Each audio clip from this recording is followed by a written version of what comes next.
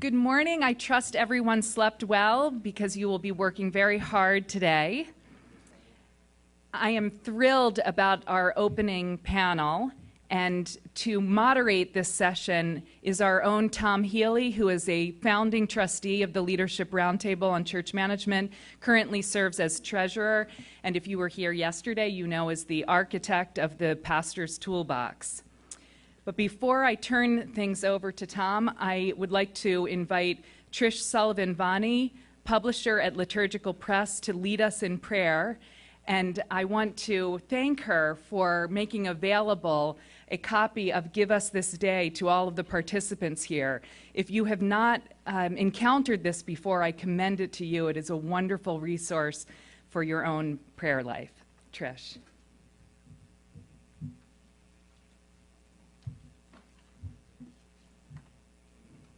Having been promised that any time two or more gather in his name, he will be here, we begin our prayer as we always do, in the name of the Father, and of the Son, and of the Holy Spirit. Amen. Loving God, on this day, the memorial of Saint Irenaeus of Lyon, his words ring in our hearts. The glory of God is the human person fully alive. We ask you to send your Spirit upon our time together, that we, like the great saint, can meet the challenges facing your church and call her to unity. In the hours ahead, let our conversation for innovation and collaboration be fully alive. Let our vision for your mission be fully alive. Let our passion for our faith and a joy and justice unending be fully alive, that your church and the fullness of your reign which it serves might be in us fully alive. And we boldly ask this in the name of our brother and Lord, Jesus Christ. Amen.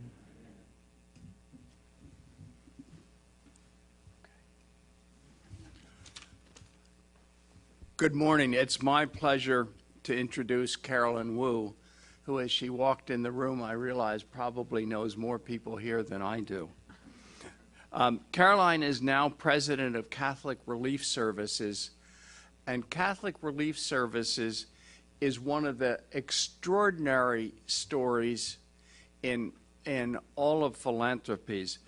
Catholic Relief Services provides assistance to 130 million people in 90 countries, and is enormously well led by their new leader, Caroline, who has been there about a year? 6 months. 6 months. It probably, I won't ask whether it feels like longer than that or not.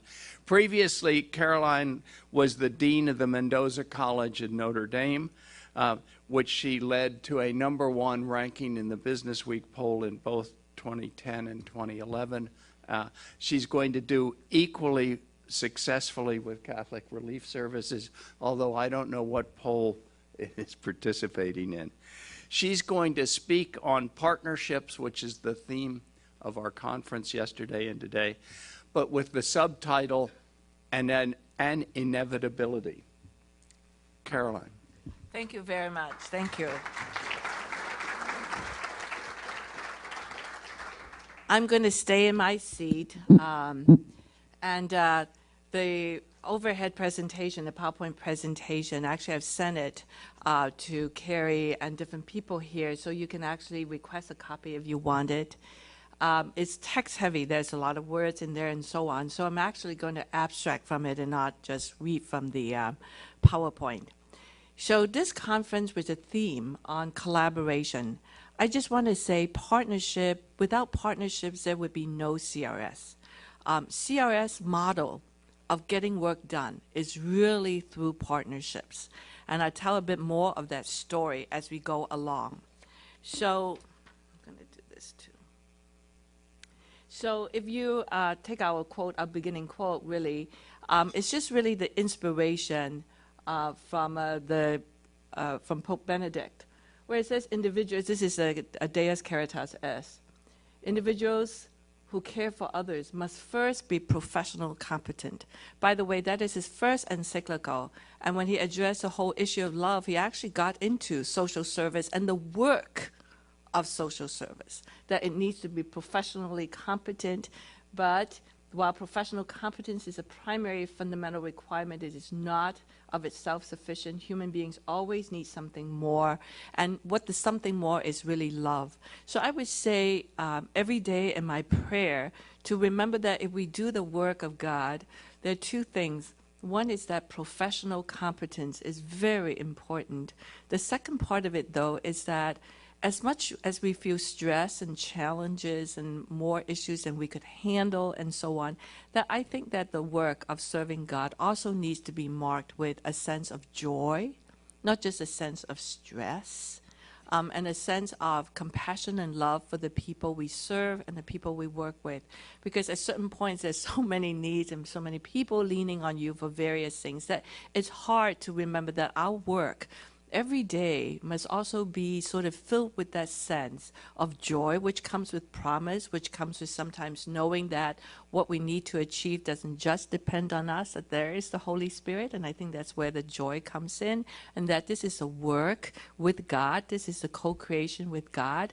And the second part of it is that perhaps for myself, more than anybody else, I could get impatient. I wish that human beings were designed differently, to do different things, to behave differently, but also is to remember that love. I also want to share one piece before I go into partnership. My first day at Notre Dame, I went and visited with Father Hesburgh, who's just a wonderful mentor. He told me two things. The first thing he said was, mediocrity is not the way that we serve the Blessed Mother. And it started on this journey of what we wanted out of the business school. And it's, by the way, not just excellence, but it's values also. But that line never left me. Mediocrity is not the way we serve the Blessed Mother. It's actually not the way we serve anyone, particularly those people who rely on us, the people who fund us, the people who put their confidence in us. But that was just a wonderful line. The second thing he said was, any time, any day, any meeting, any difficulty, just say, "Come, Holy Spirit." So I'm going to start with there, and I love the other quotes also from Pope Benedict, which is, helping partner organizations respond to poverty and injustice is a grace. And without romanticizing it, I mean, working with other people is difficult. Working across organizations is difficult. And whatever you think you have done well and done a good job, there's always a whole issue. But you haven't done this, and we're still not very good along that. And this is where you want us to go, but we're not interested in going that direction. We want to go this direction. You wanted to do things this way, but that's the American way, and we're not Americans. And so, you know, this is part of the journey of working with a lot of different people in a lot of different cultures, in different contexts, with different aspirations, without romanticizing it. It is not simple. It's not easy. That's why I use that quote as a reminder that there is a lot of grace, and is grace, when we interact with each other to make each other better. The second thing is that when I say, if there are no partnerships, there is no CRS. That is our operating model. So CRS' fundamental identity as part of the Universal Catholic Church implies that our partners, our national church partners, are so much more than partners. They are our sister agencies in one human family. So when we work overseas, our preferred partners are the Catholic institutions. And they may be religious orders who have health care and orphanages and schools in these countries. It could be the diocesan arm. It could be the Episcopal Conference of that particular country. It could be the Caritas of that particular country. But about 50% of our partners are Catholic institutions. There are places where there's just no Catholic institutions, or that there is not enough capacity for our work. But we don't think of them as just another organization where we are in transaction with. And these transactions are not arm's length. It's like gaining in-laws into your life, all right? And so we think of them as part, when we talk about the universal church, what are we talking about? Is this just vague concept, or is it really the universal church in one dimension, which is all of these different agencies doing work for the common good because of one mission, and the mission is really the gospel, taking the gospel into action. Can we think of the people we work with as really sort of, they're also part of the same family, that the work that we do is really to enhance the universal church wherever they operate. And sometimes they operate in really difficult situations. So anyway, is to think about them as brothers and sister agencies in the same family. This is not just a transactional partner on a project. Partnership is fundamental to how CRS sees itself in the world. Our belief that solidarity will transform the world implies a commitment to right relationships. So because of the work that we're trying to do, how we treat our partners, how we engage them, how we resolve difficulties, how we set terms, how we negotiate is very important, that right relationships. Because if we don't have right relationships with our partners, then we'll be a little bit hollow in the work that we do. And we think of this as really a commitment to right relationships, to transforming the world through our action, and that action is fortified by solidarity of these different units within the church. So one of the things I say a lot in my career at Notre Dame and now at CRS, to my internal staff, to our external people, is that with all of the issues and challenges that the church is facing, we need to connect the dots. We could no longer afford the luxury of operating as independent agents. Each agency, each institution, we want autonomy, we want things to be done our way, and we survive and we operate as these independent sort of entity. And there's just not enough funding to grow each dot. It's just not going to happen anymore. So the ingenuity is not to create more dots still, or to do a lot of funding of individual dots. The ingenuity, I think, for the Catholic Church is how we connect the dots. How we connect it will allow us to have synergy in different ways. And I could talk about that a little bit more later in the Q&A. But that solidarity is very important, and connecting the dots is where the future of our strength lies, not in starting a lot more new dots and not in just, operating independently. I was just at USAID yesterday, and this gentleman who's Catholic told me, he said, Carolyn, we have these individuals coming to us. There are 8 different proposals for individual hospitals in Africa. And there were 2 brothers who went to USAID a week apart that didn't even know each one is proposing the startup of a new hospital. So think about the existing network, which is there, and think about the energy and the risk that just comes with starting still something new. So it's an emphasis. So just to give you some sense, when we say CRS is nothing but partnerships, take a look at that number. We operate, as Tom said earlier on, we operate in about 100 countries. Our total staff is about 5,000. 400 of us are in headquarters. So think about the remaining spread over 100 countries, and we don't do the average. But just think about the average. We're talking about 40-some people, staff in each country. That's tiny, because the population we serve is 100 to 130 million. So how are we able to really keep our own overhead and our staff costs and so on and so forth at an affordable level? And it's because we use partnerships. Why is CRS so effective when there is an emergency and so on? Because there is an established network of the global church in action. All right? And, we don't have to go in and restart a new operation, except in places like Banda Aceh didn't have a Catholic church presence there, or some parts of Afghanistan. But most of the places that we work in, all the countries in Africa, maybe except Somalia, I think even then there is Catholic presence there. There's the local network. And those of you who are in business, this is your retail network. Now, Just because it is present there, it doesn't mean it is good, but it is there, and how we develop those partners become very important. So I want you to think about this organization, which only have, on average, 40 people per country, leveraged by partners. In our reports, we report 1,250 partners. Right? So think about a network of 1,200 partners.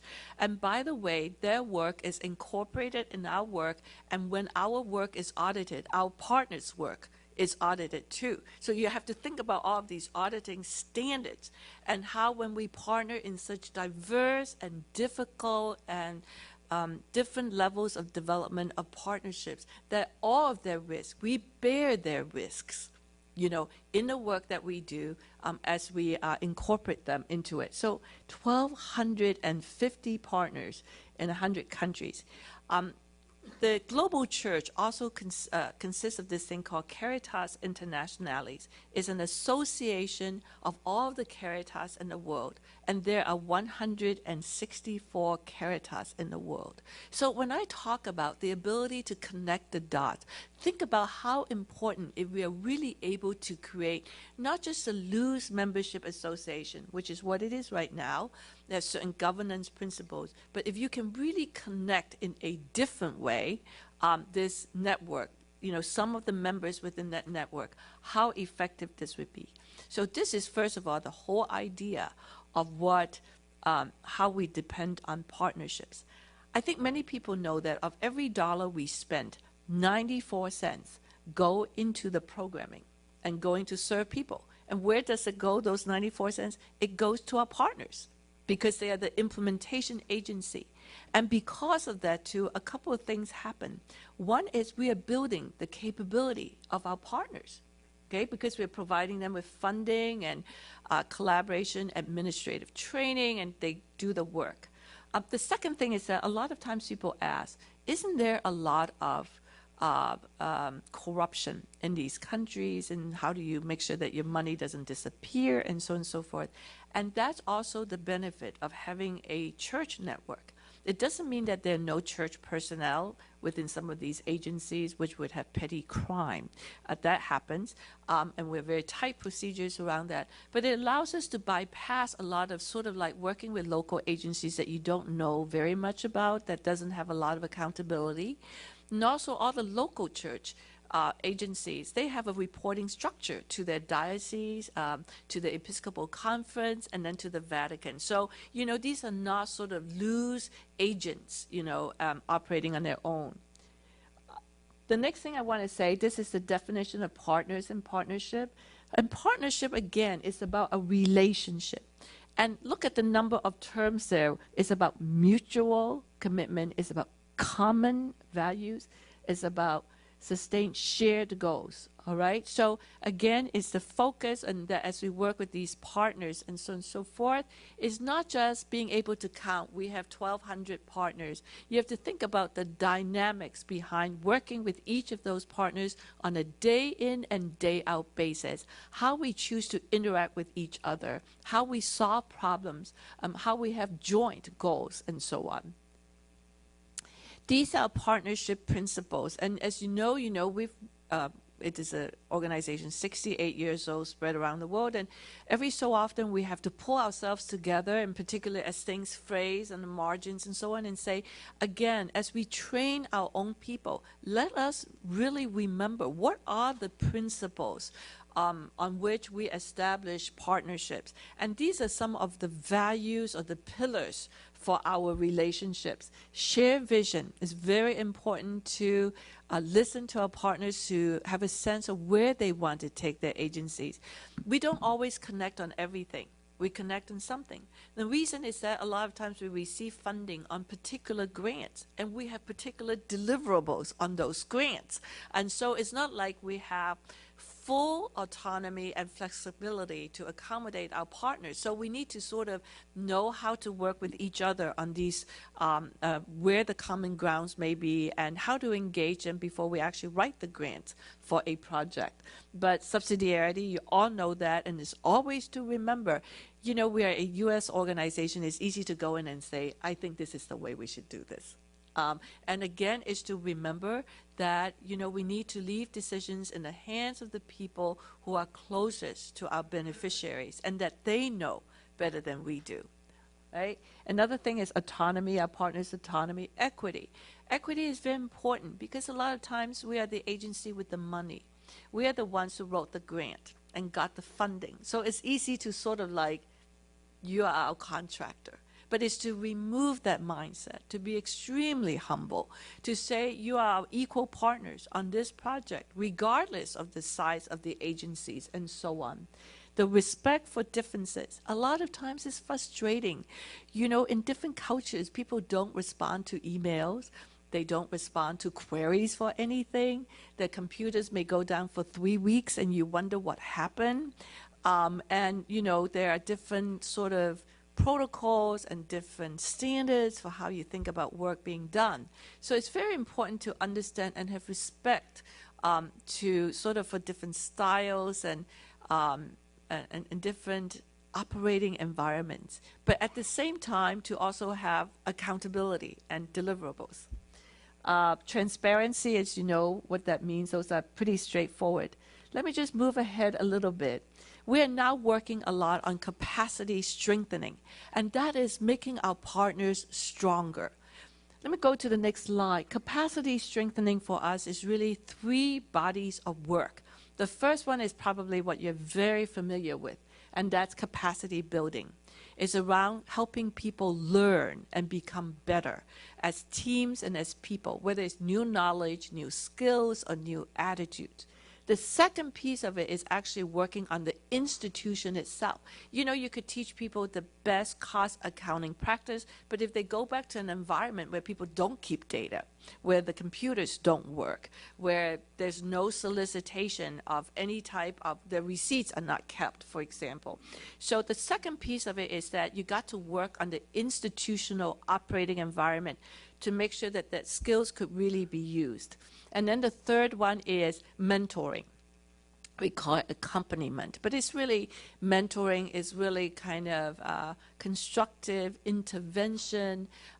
It's about helping people sort of, you know, for example, we're working on Haiti in a major health project. We're taking a lot of the Haiti officials, joining them with the Catholic Health Association and bringing them to the U.S. Because a lot of times if people don't see, it can't imagine. So there are all sorts of things which are not just going, you know, more classes, more online tools or toolkits and so on. The third part of it is that there is a human dimension. There's a mentoring dimension. There is a kind of like intergenerational passing on type of aspect.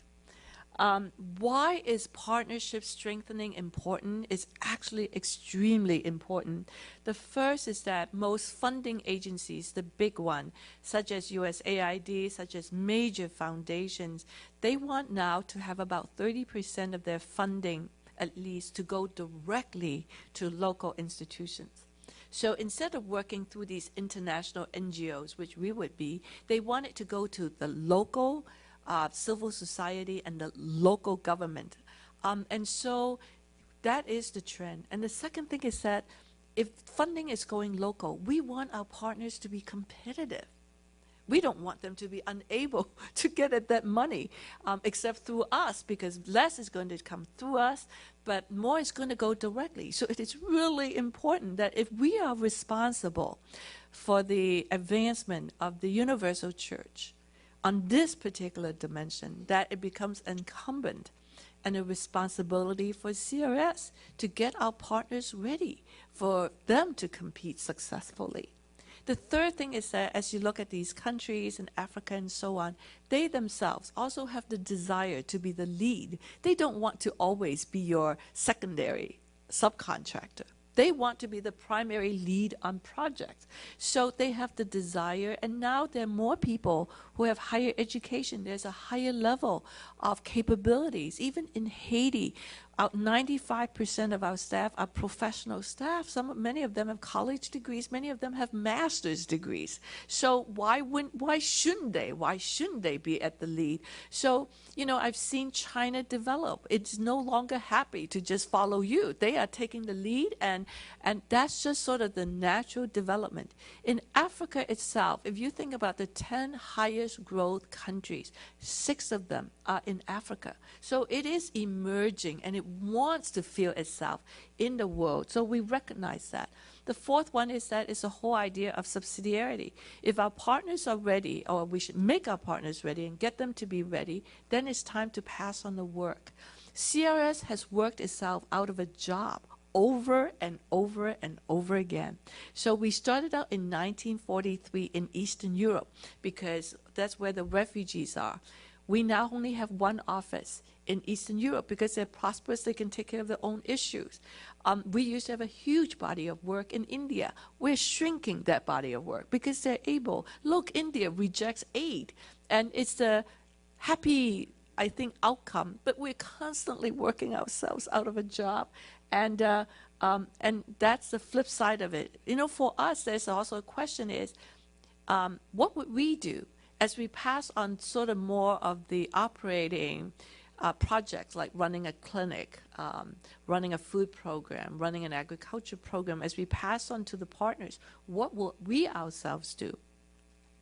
And I think that's a challenging but interesting question, because I think many of us remember the days before we have computers and we have to do our spreadsheets by hand. We don't do that, and we are all still in business. We're doing something else. So it's a challenge. The next thing I want to say is that this is AIDS in South Africa. And actually, don't look at that slide because it's a bit outdated. So from the year 2004 to about 2012, we were working on the PEPFAR program. President Bush, the President Emergency Plan for AIDS Relief. We didn't do that work before, well, not a lot of it. We formed a consortium, and we were the lead in that consortium. It's called AIDS Relief. And that consortium, the CRS consortium, was one of the largest recipient of AIDS funding. We were very effective. And a legacy of President Bush's term was that he saved millions of people through the PEPFAR program. And we served about 750,000 people in 10 countries. We were given that work in 10 countries. PEPFAR 2. New funding has been authorized. And in this case, they want it to go to local countries as much as possible. So out of the 10 countries, 8 countries now, our 8 countries are the primary lead on these projects. We are now their technical support, so we stand on the side. That body of work is over $100 million. And also, out of 14 proposals submitted by our partners, 13 of them are funded. Right? So in some ways, that is what success looked like, and I come from education, and one of the joy is when you have PhD students, they are expected to be better than you. Right? And so this is the journey that we're going in terms of partnership strengthening. This is another example. Let me move on. So we have now this project which is called SIS, Strength and Solidarity. We received a major grant from a foundation, a Catholic Family Foundation, and the whole objective of that grant is to build up our capabilities to really do capacity building. We will have a capacity strengthening institute.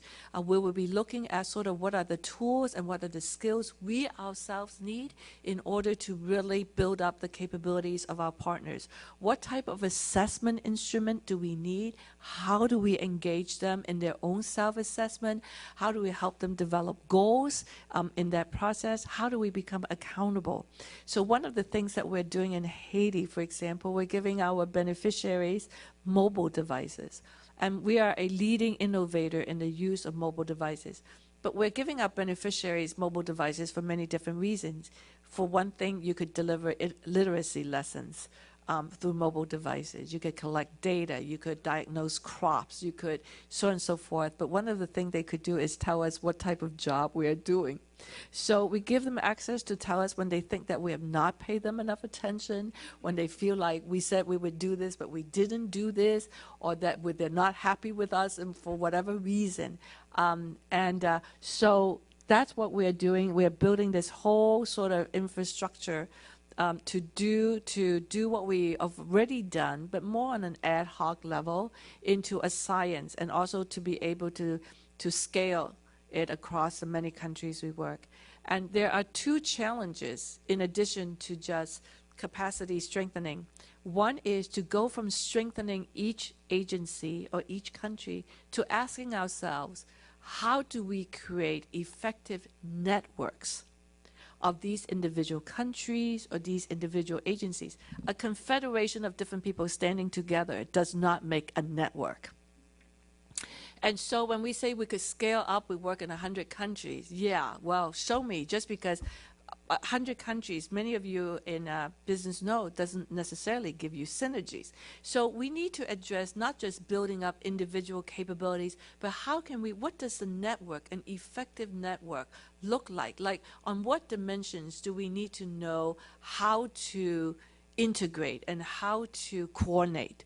And we don't need to create a network of 100 countries. But we say agriculture, we want to work in 20 countries or 15 countries. We want to form a network of those 15 countries. What is an effective network? So that's one question we have to address. Another question we have to address is, therefore, what will we do? As we become increasingly, I excuse the word, sophisticated, our job is no longer to stand in there and run clinics and have the locals follow us around. They are running the clinics. And we have run the clinics now together for 10 years for HIV/AIDS. They know how to run those clinics. So the next step is, what is the value added? What is the value proposition of an agency like Catholic Relief Services? So, that's a big question. And finally, these are our software and curriculum, the institutional strengthening guide. I just want to show you, this is amount of materials we have developed for protocols, for partnerships, and strengthening guide, and so on and so forth. But the last thing is really what our opening speaker, the lady from Give Us a Say, which, by the way, I use it on my iPad. So for those of you who have an iPad, you can load it.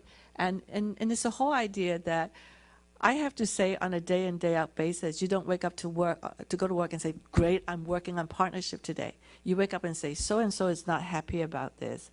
Well, and so-and-so in this country is creating this problem. There is this gap developing here. What are we going to do? So it's always very important to remember to step back and say, we deal with all of these issues as things, so long as there are humans. There are sort of this type of rub and so on. But it's always to also remember that partnership is a grace. And in the end is to remember when we are coming together, sometimes more painful than others, and sometimes it's just wonderful. There are times when we just hug each other and there's an interaction of love, and sometimes they come and tell you and say, how come the CRS office in this country hums and works like a machine, and how somehow the local Caritas doesn't hum the way you guys do? You have worked in this country for 50 years. Why didn't you make us hum the way, your office hums? Well, sometimes they don't want it. Sometimes you've tried in the past and you just give up and you do more your own. But those days are over. And when a bishop talks to me and say, Carolyn, I like how your office is working. I just wonder why our office. And you have worked with us for 50 years. Why don't our offices look like this? And I say, yes, Bishop, you have a good point. We need to try harder. Because that's a valid criticism, and it is really the beginning of the desire of an agency to say, we want to be as good as you, if not better. Start us on that journey. So thank you very much.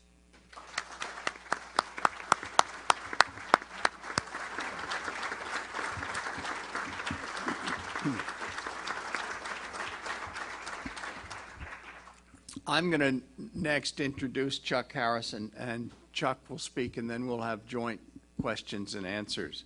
I'm proud to introduce Chuck Harris, my friend. I remember so distinctly first meeting him because it stuck out on his resume. He was interviewing out of business school for an investment banking job, and what really struck out was not his intellectual qualities or analytical sophistication or numerical skills, but his year off from college with his rock band. Now, in retrospect, that was probably great training for 23 years as a star investment banker, eventually as head of corporate finance at Goldman Sachs. Retiring from Goldman Sachs, he founded a company called SeaChange Capital, which is a new model for fundraising and assisting non-for-profits. He's now director of the Edna McConnell Clark Foundation, and he's in a perfect position to speak on connecting with today's funders. Thank you, Tom. Actually, it was 7 years off between my sophomore and junior years of college, and it was the only other time I set foot on the Georgetown campus was in 1973.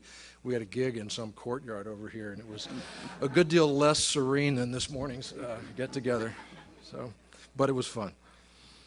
I wanted to address two elements of the work I've been engaged in for the last 10 years. One is organizing essentially funder collaboratives to put the kind of resources behind the highest performing nonprofit organizations that they need in order to address the problems they're chasing at the scale, somewhere near the scale of the problem. There's no funder in the world, including the Bill and Melinda Gates Foundation, that can do this work alone, and yet the impediments to doing it collaboratively are very, very substantial and often justified. However, worth the candle, as I hope I can convince you. And then secondly, more recently have engaged in a lot of funding around collaboration and actual mergers of nonprofits, and I wanted to share some of what we've learned there. As I gather, it's of some relevance to your work, and I think I have some good news on that front as well. At the Edna McConnell Clark Foundation, we invest. Let me stop for a second and say I'm going to use investment terminology very explicitly. We're talking about philanthropic grants, however, but from the point of view of really making an investment. We invest to improve the life trajectories of the most vulnerable children and youth in this country. In the United States, nearly 1 in 5 children live in poverty, 6 million in deep poverty. 30% of public school students fail to graduate from high school. That number is more like 60, 70% in many of our low-income communities. Nearly 1 in 4 of the approximately 30,000 young people aging out of foster care each year becomes immediately homeless. So we think about our work very explicitly as investment as opposed to charity per se. I think from Carolyn's remarks, the notion of capacity building drives our work. If we can help these organizations have the capacities in all the different dimensions, and I'll get into some more details, that you need to run a powerful organization, then they'll do the work. We just need to give them those tools. It's difficult, I'll grant, but not impossible to derive a rate of social return on investment for one's philanthropic giving. You need to have, economically sophisticated cost-benefit analysis. It's very helpful to have scientifically valid third-party evaluation results to convince yourself that the intervention that you're funding is actually having the effect, the impact that you hope for. But with those tools, which are available to us from social science and our other work, you can do that, and we try very hard to do so. Our work is advanced from a secular platform, but I think the spirit and the motivation for the work would be very similar and perhaps exactly the same as the work that you all are doing in the church. And the business analysis and the methodologies that I'm going to talk about are not anything about, it's not about that at all. Those are simply tools to drive to a change in the world that we'd all like to see. What we've found is that this kind of methodical, careful, detailed approach to investing in philanthropic resources not only guide our investments, but have allowed us to attract significant funding from other foundations and wealthy families in a very precise technique. But it's the foundational care with which we make our investment selections and present those to other funders, we think that gives them the confidence to join us to get some larger things done. See if you agree with me that the private equity analogy holds here. I say to myself, if I were to close my eyes in my office every day and sort of forget what I was doing, it feels an awful lot like I'm working in a private equity firm. My background, such as is relevant for this work, Tom mentioned my work at Goldman Sachs. I went on from that work to follow my own philanthropy. I had the good fortune to be able to write some nice checks, but never had the luxury to get deeply involved with the organizations I was sponsoring. And I'd heard that was very cool, so I set off about 10 years ago to do that. That led me into a lot of nonprofit board service, and I focused my work on educational opportunity and achievement gaps that young people in our low-income communities face. I've had the opportunity to serve on boards of trustees across the entire K through 16 educational spectrum, ranging from elite education, which I'm sure most of us have benefited from, to inner city charter school work. And so I feel like I've seen a good spectrum there. In 2006, along with our former partner Bob Steele, I co-founded SeaChange Capital Partners on the notion that if investment bankers could team up to funnel or channel billions of dollars to incredibly mundane businesses, why couldn't we do the same in a situation where the power of the heart, teamed up with impact, should motivate people to do a lot more than that, and to try to bring some of those techniques to that work. I moved more recently to Edna McConnell Clark because Edna McConnell Clark, as it turns out, is one of the very few foundations, endowed foundations, that fundraises actively alongside its own grants, and they were doing that at a scale about 10 times what I was getting done at SeaChange Capital. I have a long history in my life of staying with things too long, but I saw an opportunity to move and get more done during the whatever time I have left, and I'd like to describe that to you.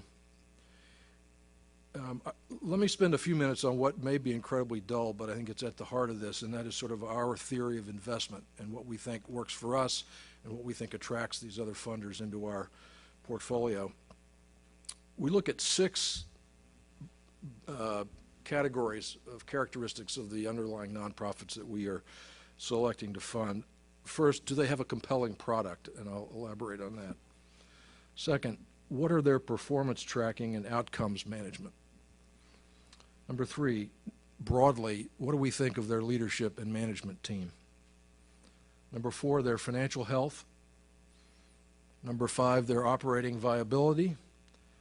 And number 6, are they actually compatible to working with us? Because we could have all of the other 5 and not get along, and that's not going to be very helpful. By the way, the outline of my remarks, I think, will be available to you, so you could get those from the conference organizers. So for us, a compelling product revolves around the following. First, does the organization serve young people from low-income and high-risk circumstances? Do they live in communities of need, rural, urban, high unemployment, teen pregnancy, youth in foster care, juvenile justice systems, high school dropouts, disconnected youth, and concentrations of poverty? Those are the communities we want to see and work in. Does the organization recruit and screen participants explicitly in order to deal with the most disadvantaged? Many of the best performing nonprofits, including lots that I have funded personally, do not do that. And so I'm not here to criticize that in any way, just to say that our focus at EMCF is to find the organizations that go out of their way to serve that population. Does the organization drive to the youth outcomes objectives that are clearly articulated and can be measured? Are the stakeholders around the organization aligned? The youth, the schools, the parents, the funders, the boards, the policymakers? Is the underlying program model or model clear, consistent, and tailored to the achievement of desired results? We are very insistent on seeing both a theory of change that's well articulated and research-validated evidence that connects the services with the desired outcomes. Is the program codified and managed for fidelity? Is the level of participation in the program monitored and assured? Is the program's cost in line with similar types of efforts? And does that cost level constitute a barrier to potential scaling of the work? So you put all those things together, and if you have that, we think we've got a conversation to have with your organization. We would then turn to the way that your organization tracks performance and outcomes. What is your current level of evidence? We have a sort of a three-way paradigm. We talk about apparent effectiveness, demonstrated effectiveness, and proven effectiveness. And you see those often correlated with the life stage of an organization. Obviously, the more time you've been at it, the more likely you are to have accumulated evidence, third-party evidence in particular, that your work is getting the job done.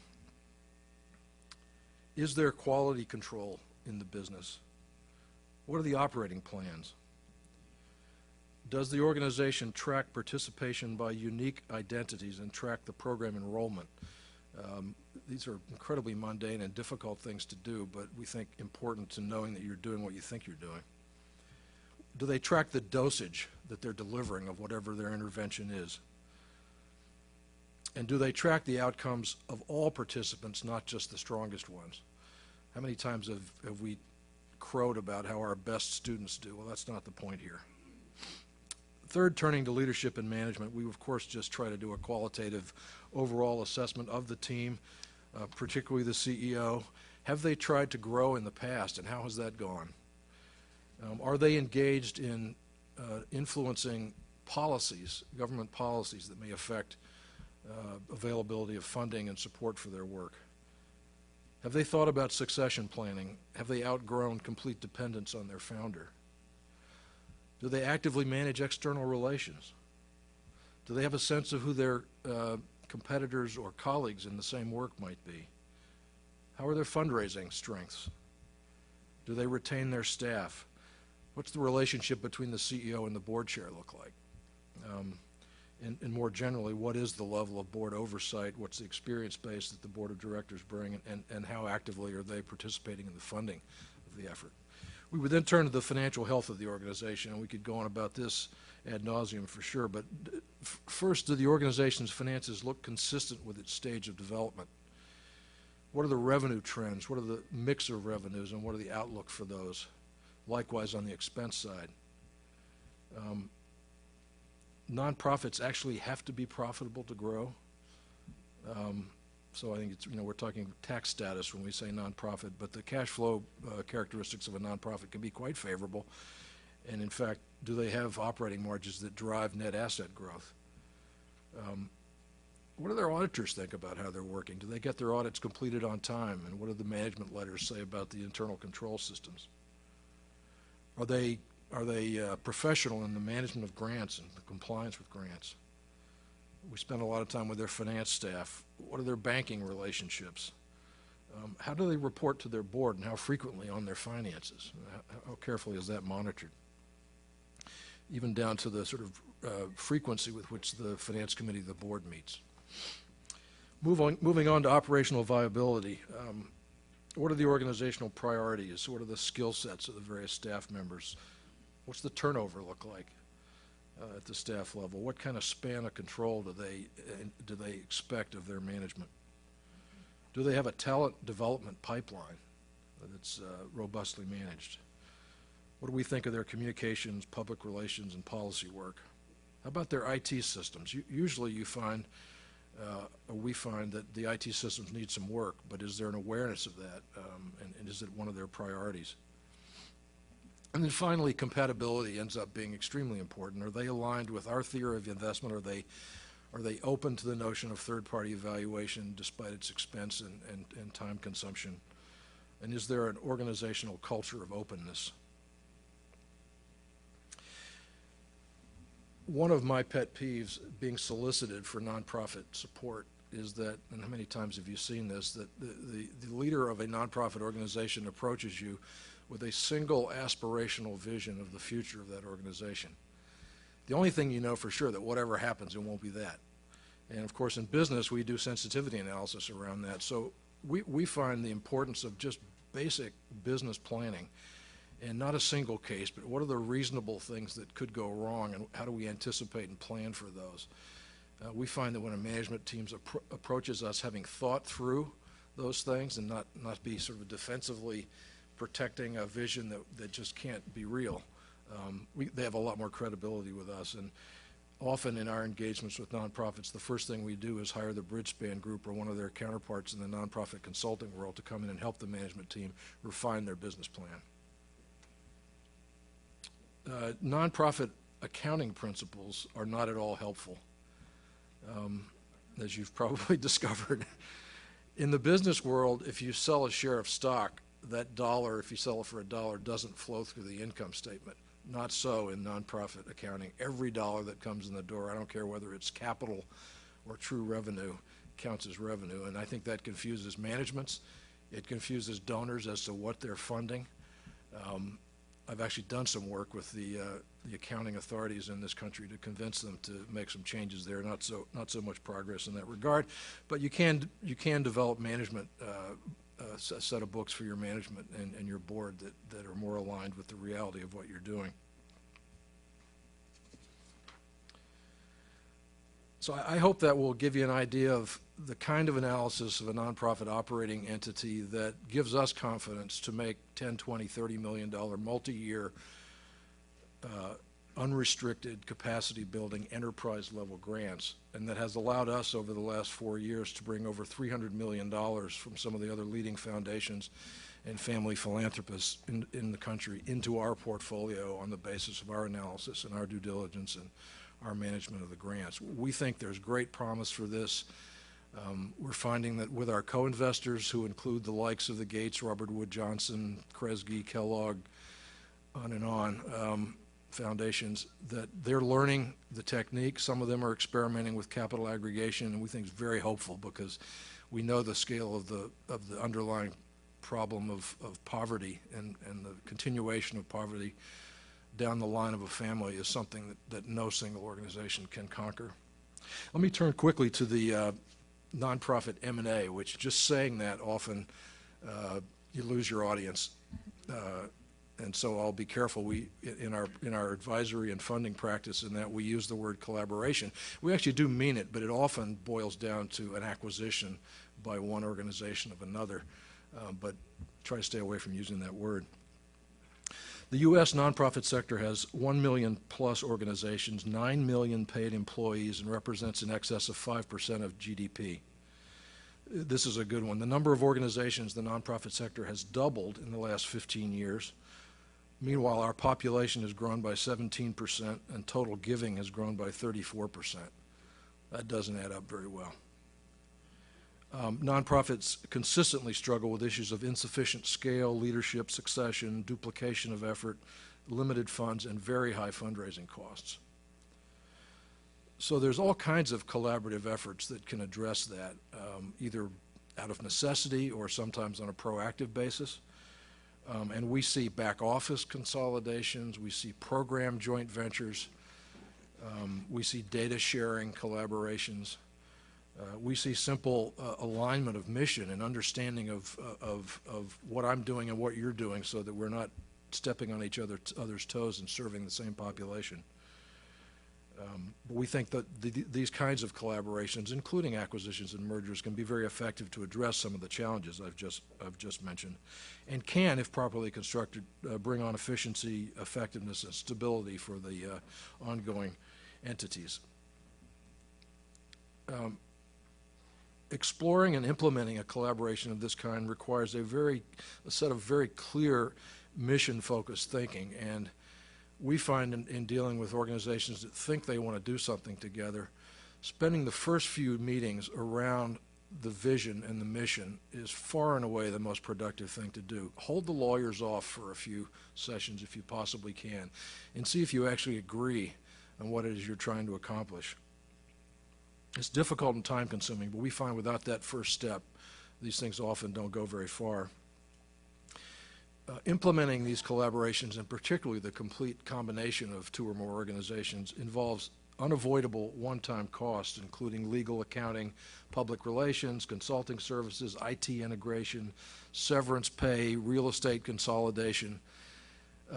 Who wants to pay for that? And in fact, I'd say the most innovative thing that we did at SeaChange Capital Partners was to form a funding partnership with the Lodestar Foundation. And what we do is pay for those items. We say we drink from the bottom of the barrel. If you come to us with a carefully constructed or even not so carefully constructed collaboration project that we can help you construct more carefully, and you can identify what those one-time costs are, we will shoulder a sizable proportion of them to bring the deal over the finish line. Often we find in the analysis that a sensible collaboration can create tangible programmatic and operational benefits that are many multiples of those one-time expenses in value. And you know, even when a collaboration is not in the end pursued, the process often sharpens the thinking of the people involved fairly significantly. So I would also just say, don't not do it because you're afraid it won't work. I don't want to be Pollyannish about that. Clearly there are risks in engaging in these conversations, but again, we've seen deals break up and two organizations walk away stronger. The impediments we most often encounter to getting this kind of work done are a lack of mission orientation, as I mentioned, a fear over reputation, some stigma around failure, previous failed attempts to do same thing in the same organization, failure to find funding for it in the past, perhaps a history of competition or lack of trust between potential partners, and just a lack of know-how and experience. Happily, there's a small but growing community of very focused consultants who can help you through this exercise. We don't provide that service, but we do help pay for it, and can help steer you in that direction if that's helpful. Our partner at the Lodestar Foundation, Jerry Hirsch, has been funding this kind of activity out of his own bank account for 10 or 12 years now, and he actually donated to the Foundation Center a database that he developed of completed collaboration projects in the United States between nonprofits over the last 10 years. And I'll just share some of the the headlines of what that data tells us. Types of collaboration, about 50% of them involve joint programming. About 20% back office consolidation of some kind or another, and 17% constituted mergers in this particular database. The sort of geographic scope of the collaboration, about a third were city-specific, another third county-wide, about 25% regional, and about 12% national. So an emphasis on local work, which isn't surprising. I certainly find, despite being a national grant maker, that most philanthropy takes place on a local or community basis, and I think this data is consistent with that. The stated motivations, and agreed and granted this is self-reported data, so take it for what it may be worth, but people report efficiency being a motivator in 52% of the cases. A perception that fundraising will be more effective as a combined organization about half the time. Programmatic benefits, strengthening of the program about 37% of the time, and enhancement of the leadership of the effort about 37% of the time. Who initiates this transactions? In this particular database, I think this is very important, the executive directors of the organizations in about 60% of these cases initiated this, point being not funder-driven, not probably board-driven, but driven by the people doing the work on the ground. Actually, this data suggests that only in 9% of these cases was a funder behind the idea. And we see sectorally, we see this activity in all sectors of the nonprofit area, but with a real strong emphasis on human services. So our advice to organizations that are willing to take on this kind of activity, or at least consider it seriously, would be proactive. Don't wait for a crisis if you can avoid it. Keep the mission forefront in the conversations. Watch your language. Delay the lawyers. Don't forget the money. Get help. Don't dawdle, and celebrate. We do find often that people wait too long to enter into these conversations, and sources of, unlike in the world of sort of corporate bankruptcy, the sources of funding for a failing nonprofit on the way down are very few and far between. Scarce unrestricted funds, financial restructuring per se is very seldom an option. There is a concept of sort of the run on the nonprofit bank. A loss of confidence in a nonprofit organization can be terminal. There are very few inducements in the sector to significant risk-taking. There's no golden parachute or handcuff or other golden anything else available to anybody in any of these transactions. And there's no reality checks. There's no stock price. There's no spread to see how that's moving. No ratings to see the impact of. And there's time required. Nonetheless, as I say, we're seeing a lot of this activity, much of it very, very constructive, and we're delighted by that most of the time. I wanted to give you one concrete example of a transaction that we helped fund at SeaChange Capital Partners to create an organization called the Cancer Support Community. When Gilda Radner was dying of cancer, she was in LA, and she went to a place called the Wellness Center, which provided her and her loved ones with significant psychosocial support through her last couple of years. And she said to her husband before she died, New York City needs one of these things. And so he developed something called Gilda's Club in New York City, and the two organizations were built on exactly the same operating model, and they even had a going-in agreement to not operate in the same geographies. So they kind of had the country split down the middle. Fast forward 25 or 30 years, Gilda's Club had taken on some debt that they could no longer service, and that was going to be a big problem. So they approached the wellness community and negotiated a merger. The post-collaboration budget is $6 million. The one-time costs of putting this thing together added up to $424,000. $100,000 of that, which was our money, was to just pay off the debt and get it off the table and remove that impediment to the successful transaction. Essentially, we saw about 3.5 times leverage to our grant to get this thing done, and the organizations are now still doing the same work nationwide, but with a fraction of the staff, and really no duplication of overhead. So it seemed like a terrific idea. Why are we involved in this? We think it gives ourselves and our funders the potential for leveraged giving and returns that are many multiples of the resources expended. We want to support leaders who are willing to make these difficult mission-driven decisions. We want to encourage innovation and best practices, and to put our skills coming out of the financial sector to work here in a sector that's underserved in this regard. I'll just finish by citing 3 different funding sources that have emerged in the past few years to help organizations get over some of the difficulties of putting these things together. The only national fund that I'm aware of is the SeaChange Lodestar Fund. They have a website. They're open for business. We've done about $850,000 of grant making in the last 18 months, and have the resources to do a lot more, and are looking for deals. So go to the website and bring them on. We more recently raised a little over $1 million for a New York City specific fund called NIMAC, the New York Merger Acquisition and Collaboration Fund. And then the Boston Foundation and the Nonprofit Finance Fund have collaborated to put together a fund in Boston to do the same work called the Catalyst Fund. Our hope is that these regional funds will spring up. There probably are some we don't know about. But we see a great deal more interest, a great deal more awareness that this is actually possible, as hard as it may seem, and that boards can be brought over the finish line. Quite interestingly, another one of the transactions we got in the middle of was the merger of the United Nations Foundation, the organization that Ted Turner gave $1 billion or pledged $1 billion to some years ago, and the United Nations Association, which is this chapter-based organizations that runs model UN programs in high schools, for example. They've been talking about merging for, 12, 15 years, and had gotten into a sort of an ego-driven standoff at both the staff and the board levels. Our former leader, John Whitehead, was on the board of one of these organizations as one of the staunchest opponents to this merger.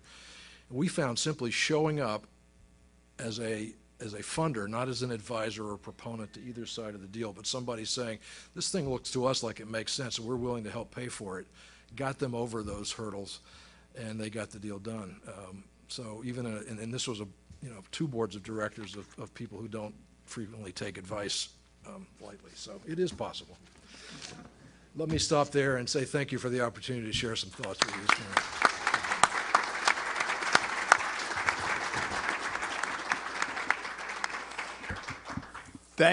Thank you both. This has been terrific. We have microphones. Raise your hand if you want to start the questions.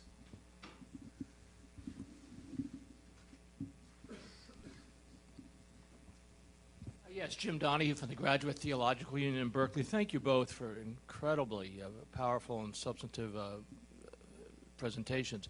Carolyn, my question to you is, at the early stages in your partnership relationships, you obviously are coming up against religious and cultural differences that are profound and deeply embedded in the situations in which you're in. Would the presumption that the need and the urgency to address the situations at hand are sufficient to enable you to overcome those types of deeply grounded resistances, and how do you really think about those, particularly at the front end? So I would say we do 3 types of work. One is emergency, which everybody identifies us with, and we're very good at that, but that's only 1/3 of our work. Then the other part of the work is stabilization, restoring people to normal life. And then the 3rd stage is really transformation, whether it's of education systems or health systems or agricultural enterprise market systems. So there are 3 levels of work. And I've only been there for 6 months. But when it's emergency, that's not the time when you find new partners. There have been situations such as in Banda Aceh where there's no Catholic presence and there's not a lot of civil society. And in that case, is the same old partners that show up. CRS was there first, and then there was Red Cross, and then there was United Nations. And so these are people who have, is a tight network of these emergency relief networks that show up. But emergencies are not the time where you go and hold hands and develop new relationships. However, where it becomes important is really the beginning of rebuilding lives into communities. And the CRS model is highly integrative. We use the integral human development model, which is not just to serve one need. The need is not shelter, but the need is really how to create neighborhoods which are thriving, which means that it has to have livelihood, how to create neighborhoods where the children get to go to school, and so on. So those type of things require a lot of partnership building. And again, because we have been in the field for 68 years, so there are some standing relationships. When we build new relationships, actually religious differences are not the most difficult things to overcome. We operate on the Catholic social teachings. And actually, they are Catholic social teachings, but they're universal principles. And in fact, we have enough experience working with non-Catholics and non-Christians around those principles. So we're 5,000 staff, 4,200 are national, which means that in whatever countries, they're Pakistanis and Afghans and so on. All of our employee goes through Catholic social teachings. And and they actually welcome it. There's, because it's a logical framework that has these sort of universal principles. So that's really, and people trust us. That's very important. It's not religious similarities. I mean, these principles are universal. Then where people look at you is, are you real? Do you really respect people's differences on the ground? Have you had a history? And so on. So there is that particular piece. So I would say religious differences, because we are Catholic, so when people are willing to talk with you, we actually work with the Blue Crescent and the Red Crescent and so on. We work with Hindu groups, we work with Buddhist groups and so on. That really is not so much the difficulty. The biggest difficulty in partnerships for us is cultural differences. That's really where it is. And, we're Americans rather than we're Catholics, and we're Americans carry a lot of baggage. So.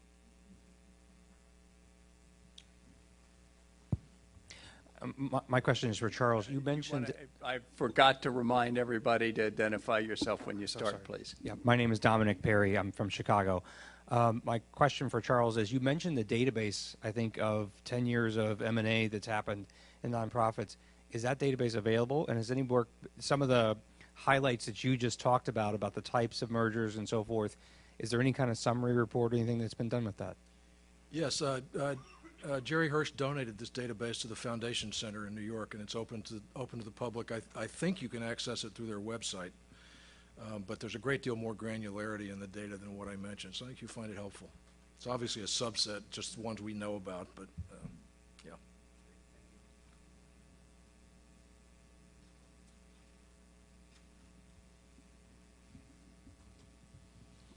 Hi, my name is Patrick Carolyn. I'm with the Franciscan Action Network. And my question is for you. You talked a lot about $10 million and $20 million. My organization has a budget of $270,000. So if I'm going after foundation money and I'm competing with Carolyn, who has probably got 15 people writing grants, I'm not going to win.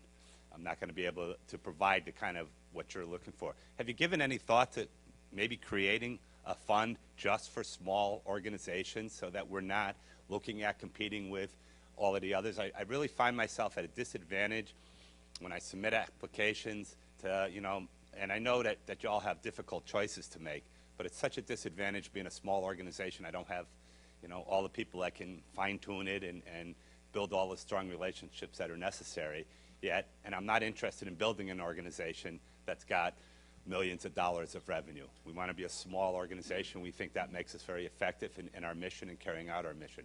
But at the same time, we need to get grant money and foundation money to go forward. I wish I had an easy answer for you. I don't. It's interesting. I've kind of looked at that same problem from the opposite end, which is at SeaChange, I spent 5 years running around the country trying to get to know as many philanthropists, individual philanthropists and family philanthropists as I could. And what I found was that the vast majority of them were focused on much smaller community-based projects, and that in fact they wouldn't join a national. The idea of joining a national effort felt like dilution of effort to them as opposed to concentration of effort. So I've kind of run into exactly the opposite problem, and so that doesn't mean either of us have what we want. I can totally get that. Sure, no problem. They're not doing business with me, I can assure you. I actually have 3 action items relating to that. So I think that the world needs a variety of different things. I don't think it's good to have all big things and all little things and so on. So the first thing I want to say is, for the type of projects that you have in mind, is probably very local. And so you have a natural constituent and stakeholders who would value that body of work. And you could actually probably run into them and see them eyeball to eyeball. So the first thing is to understand who is your natural stakeholders and constituents for that. The second thing I want to say is that if you look at the young people, there are a zillion social enterprise startups. They go on the web and they solicit funding. And people were telling me, because we were trying to learn how out of date we were in terms of not being able to crowdsource. And there's a lot of that. There's because of the internet, how people are able to build up a case and how they solicit micro funding, $10, $15, and people say they've raised, $570,000 by, building this website and so on. So we actually sat with people. I don't know who is from Chicago, but in Chicago there's a Tribeca Flashpoint Academy, which is an academy dedicated to everything social media, and it includes sort of the filming and web design and so forth. We took a tour of that, and it is incredible in terms of the ability of people to move into that world and have incredibly compelling messages. And I think that, so explore that level of it. But the third thing I also want to say is sometimes is the question of sustainability. There may be certain needs which are just one time that, for example, you have an influx of immigrants and we just couldn't absorb it and we need sort of a one-time infrastructure development of something like that. But if it's something that is about sustainability, that service is needed over and over again, there is a question of sort of what would you do beyond just fundraising? What are your other partners in the community that you would want to have conversations about hooking up so that you are more powerful two instead of one in terms of serving this? And I think that in a lot of Catholic charities, and I see Father Brian Hare here, have actually opened up a lot more conversations with their peer agencies in the communities and say, you know, for the good of our clientele and our beneficiaries, we could no longer do this on our own. Can we talk? And try to have efficiencies and scale. So that's the third thing I would say is, you know, those three things. Betty Ann Donnelly from the Donnelly Foundation. I serve on the board of an ecumenical anti-poverty group called Bread for the World. And the insight there is that in addition to direct service, we need to work on the legislative piece so that there's proper funding for effective programs, both domestic and international. So I'd be intrigued to hear both of you talk about any learnings you might have about collaboration and partnership that CRS and your organization does for those organizations who are interested in making that link between direct service and the policy piece, and lessons for collaboration there. So for example, Bread in the One campaign worked on the Jubilee campaign for debt relief, and so there's all possibilities for collaboration on the policy piece as well. I might address that by saying we are, I'm organizing in mid-July a get-together of all of our co-investors in our latest fund. We've surveyed our grantees as to what policies in what jurisdictions they're attempting to affect that would be beneficial to them. We're mapping that. We're going to bring it to our co-investors who are nationally distributed around the country and figure out what we as a group can do that no one of us could do to help move those policies, whether, you know, we've got people from Tulsa, the Bay Area, Los Angeles, Chicago, Georgia, et cetera. And we think that just by bringing, you know, the people together around that, we also often fund alongside grants advice in many areas, including hiring lobbyists or other firms who, you know, live in this world to advise and work with our grantees. We're hearing from our grantees increasingly that the state level, the governor's office and the state legislatures are the most effective and productive places to spend time. There seems to be, at least to some degree, a sort of devolving of the you know, distribution of the federal resources at the state level, and so that's where our grantees are telling us they need help. So we call it advocacy is a very important and explicit part of our work. We actually have a unit that does that. We do it at different levels. So we have a little Washington office in the Methodist building, and they call it the God Box because all of these faith-based agencies are located there with their offices to do advocacy. And so we make sure that we talk to our representatives, you know, senators and congressmen and women, particularly on poverty-focused assistance. We're very focused on that, and we know what the various staff groups are going to propose, who would be the people for or against, who do we need to talk with. We talk across the board to both Republicans and Democrats. So that's that level, kind of like your usual advocacy work. Then the second level is that we belong to a group which is called Interaction, is an association of many, many nonprofits. I think there's several hundreds. There's some of the bigger and smaller ones. And we sign on. They have an advocacy arm. We sign on when it is appropriate for us. And being a Catholic agency, there are certain things which are not appropriate for us. But when it is appropriate, we join in the power of the group voice. The next thing we do is collaborating with Usccb.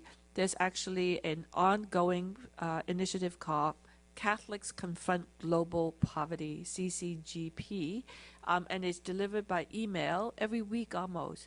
And it has items. It also has advocacy actions. It will say, write to your senator, whatever, and gives the language and fairly easy access to knowing your representative's email and so on. And it's an advocacy of the group. And California itself, actually the whole California archdiocese, there are multiple archdioceses, I forgot which one, a big one. Actually, every one of their parishioners is on that network. And finally, in a lot of the work that we do now and in collaboration with USCCB, so the annual conference for social ministers, social ministry, there's one day when they send all of these people into the Hill. They would organize them, and they, their various representatives, their talking points, and so on. So these 300 people, the next day of that conference, disappear, into the various offices. We are doing the same thing in our university programs, working with students, and there is a training program for how they would advocate. And also, we also take them to Washington, D.C., and, send them to the various hallways of the Russell Building or whatever it is, so they could just learn sort of how to engage your representatives on these policy issues. My name is Kevin Fitzgerald. I'm from North Carolina. I work at the School of Medicine at the University of North Carolina, Chapel Hill. And for the last 8 years, with a colleague from the business school, I've been teaching courses in civic and social entrepreneurship. It's probably one of the greater sources of inspiration for me. The students that I had this year, they were born in 1994. They get this kind of networking, they get this kind of collaboration, and they're fearless in terms of the work that they go after. And whether they're going to work then on Wall Street or in agencies, these kids are going to Africa. They're going, setting up partnerships with NGOs in Africa. They're a source of real inspiration. I guess my question from your organizations is, are you attracting young recent graduates to be your employees, to promote your work? Yes, in spades, to be honest. I think these things are cyclical. I'm not sure about that, but that's my sense. And we're in a great moment. I have exactly the same observation, and we're seeing young people who could be doing anything in the world electing to work for $35,000 or $40,000 a year indefinitely for social purposes, and so very exciting in that regard. I'm sure we could do more. Most of the major business schools now have curricula in social enterprise, and that's very encouraging to me as well. And my answer would be not enough. I mean, there's the usual recruitment every year. We have new global fellows, about a class of 40-some, and they're about 26, 27 years old. They generally have gone through a master's program, multiple languages, have about 2 years or 3 years with the Peace Corps, the Jesuit Corps, and so on, and move into our system to become young country representative after about 2 years with us. But I would say overall, you have to remember I come from a campus. And one of the things I miss most is not just young people, but the lack of boundary of how young people fill you with ideas and attitudes. They don't take no for an answer, and they have no questions, no problem telling you. They say, oh, that is so yesterday. We don't have enough of that. We don't have enough people coming in and darkening our doorsteps to say, you are so yesterday. So anyway. Brian Reynolds from Louisville. This is a little bit sensitive question to lots of us in the church world. It appears that in the area of collaboration, there's an increasing intolerance for difference of opinion. So whether it be the CCHD dramas of the last couple of years, Susan G. Coleman, Catholic Girl Scouts, these issues, can you comment on collaboration in places where there is disagreement? More than the cultural thing, I appreciated that, but even here right within our own construct of the church world, there's uncomfortableness in growing, I believe, intolerance. I think that question is for me, unless you want to take it. Please, go ahead.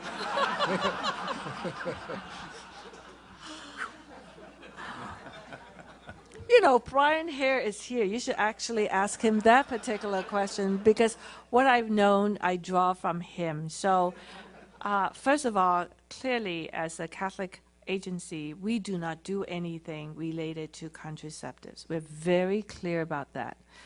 We do not provide funding. We do not engage in any activity where those things are involved. All right? So that's number one. Number two, on the other hand, we collaborate with a lot of partners. You just saw 1,250 partners. That is a big tent, all right? And with each of those partners, there are things that we agree with and there are things that we don't agree with. For starters, some of them are secular, some of them are Hindu, and so on. So there's enough differences with each of those partners if we want to go for differences. Our approach has been, number one, to go for the common ground. Is there a common purpose? Is there a set of approaches that we're both very comfortable with? Are there activities that we refrain ourselves, from participating, and we don't with whatever partners it is? And then there's a second issue, which is, if you collaborate with Planned Parenthood, right? That's very different. I mean, when one of its core purpose is modern family planning. If you do that versus, for example, you take money from the Gates Foundation, which funds a lot of many different things, do we walk away from them? And honestly, we take a lot of money from the U.S. government. And the U.S. government, whether it's through Catholic charities and through Catholic Relief Services, do we say they fund things that we don't agree with? There are lots of things we don't agree with the U.S. government, starting with some of the military investments. Do we therefore say don't take money? I mean, as Brian Hare would tell you, there are religious denominations which said, no, we don't. But that has not been the Catholic Church approach. We feel like the U.S. government needs to be responsible also in addressing the social needs. So do we therefore reject them? Because they have funding in various areas that we don't approve of. So I would say the whole question, and even also collaborating with corporations. There's a history in the 60s and 70s in South America where business, church, and military together did not make for a really pretty combination. And now, there are also abuses of various kinds in the 70s, in the 80s, and the 90s. Nowadays, Walmart and Nike lead the charge in sustainability and labor practice. Do we say, did you remember that in the 90s or in the 80s? There were these things. So how we make those determinations is really very important to us to know where is a line that we do not cross. And also in our website, we now make it very clear. We collaborate with a lot of partners. We do not do anything which is against church teaching. We do not fund anything which are against the church teachings. And that when we collaborate with the partner, it does not mean that we endorse all of their philosophies. So we make that clear because sometimes even these things people will say, oh, it invokes scandal. Just the fact that you have a collaboration with someone, it could be, vaccines. And they say it could be scandalous because you're working with those. Well, it could get to the point where standing next to anyone, I'm sure there's something about Chuck which could be scandalous. And, I don't know what songs he used to sing, as part of the rock band. So then we couldn't work with anyone. We couldn't learn from anyone. There are consortiums we belong to in the whole health area. And there are hundreds, probably close to 1,000 members of this health association. It includes corporations, it includes NGOs, it includes researchers, universities, and so on. And many of them have many different sort of things that I'm sure they're engaged in that we don't subscribe to. But that's where we learn a lot about health practices. How do we treat HIV/AIDS? What are the latest evidence, and so on. So if we cut ourselves off from those type of association, we would just lose the ability to really serve well. So there's a lot of joint letters and so on. So we're very thoughtful when we sign on to something. The smallest hint of anything inappropriate we withdraw from.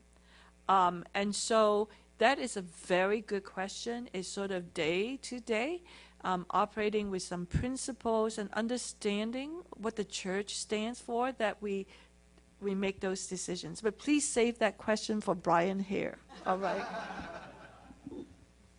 Do you want to answer that question? No, I'll leave that one with you, Carolyn. Thank you. Chuck, we're not going to let you off the hook, though, on this. Sure. The group that you represent and are working with, is there much interaction with the Catholic community? And if there is, great. If not, how can we do more?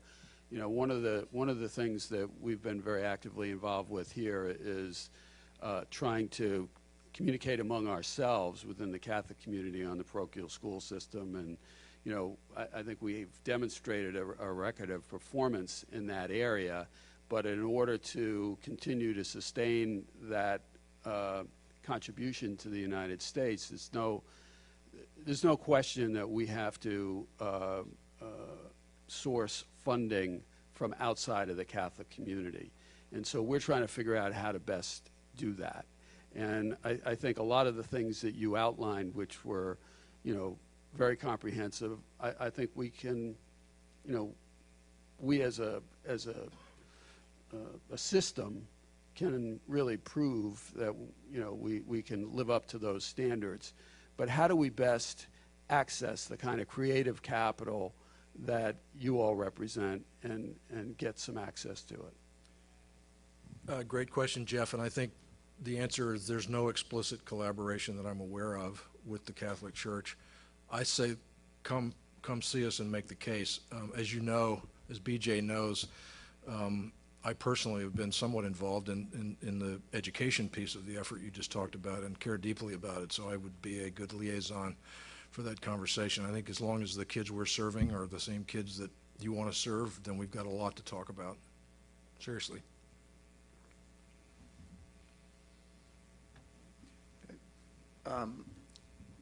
I think we're going to leave that as the last question.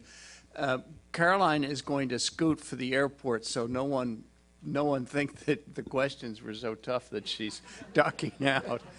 But Chuck will stay around at least for a little bit during the coffee break with his next. And if I could ask just a personal favor, whoever first gets on their iPad the news of the Supreme Court decision, if they just be nice. Yeah, shout it. Yeah, it's a couple minutes from now. Pardon? I've been looking. It's not there yet. Well, it's not.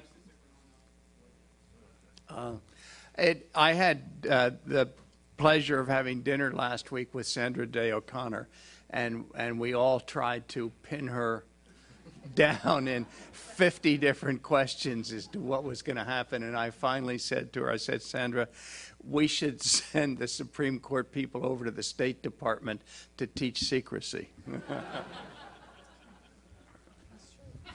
you. All right. I think our next event is a break. Thank you, Chuck. And thank you.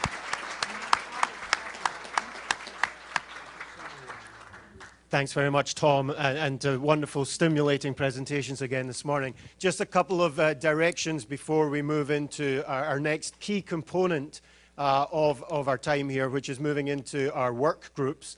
And we call them work groups specifically.